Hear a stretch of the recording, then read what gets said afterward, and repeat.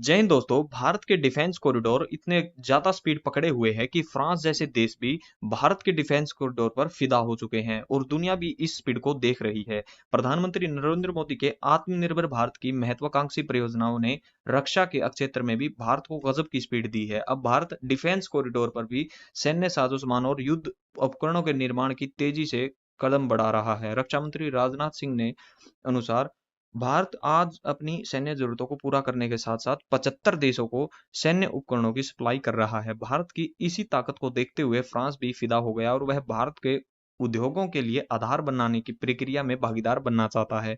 इससे वह भारत के साथ मिलकर काम करना चाहता है और इससे भारत को फ्रांस की अत्याधुनिक तकनीक भी मिल जाएगी। इसमें भारत का भी फायदा होगा। तब डिफेंस के क्षेत्र में भारत का जलवा और भी बढ़ जाएगा। फ्रांस के राजदूत इमेनुएल नेलेन ने कहा कि उनका देश भारत में रक्षा उद्योगों के लिए एक हक राष्ट्रीय औद्योगिक आधार बनाने की प्रक्रिया में भागीदार बनना चाहता है।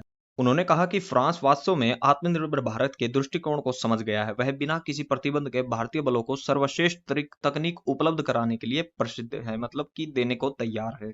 फ्रांस के राजदूत लेनेन ने कहा कि हम आत्मनिर्भर भारत के दृष्टिकोण को इसलिए भी समझते हैं कि हम अत्यधिक स्वतंत्रता देश हैं और हम उस प्रक्रिया से भी गुजरे हैं। हम भारत के रक्षा उद्योगों के लिए एक राष्ट्रीय औद्योगिक आधार बनाने की प्रक्रिया में भागीदार बनना चाहते हैं।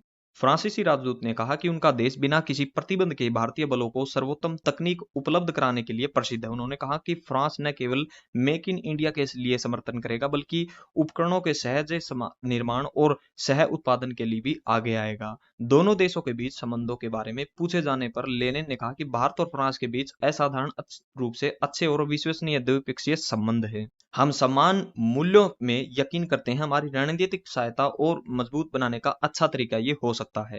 पणजी में 16 जनवरी को शुरू हुआ फ्रांस भारत नौसैन्य अभ्यास, जिसका नाम वरुण है, शुक्रवार को समाप्त हो गया था और फ्रांसीसी नौसेना के अधिकारी ने बताया था कि यह संयुक्त अभ्यास हिंद प्रशांत क्षेत्र में भारत और फ्रांस के बीच उत्कृष्ट सेना सहयोग का उदाहरण है, जिसमें जहाजों, युद्ध पोतों और हेलीकॉप्टर के साथ साथ एक फ्रांसीसी कमान ने दोनों नौसेनाओं की युद्ध क्षमताओं को बढ़ाने की कई प्रशिक्षण में सत्रों का हिस्सा लिया है और भारत और फ्रांस के इससे बहुत ज्यादा मजबूत रिश्ते होंगे।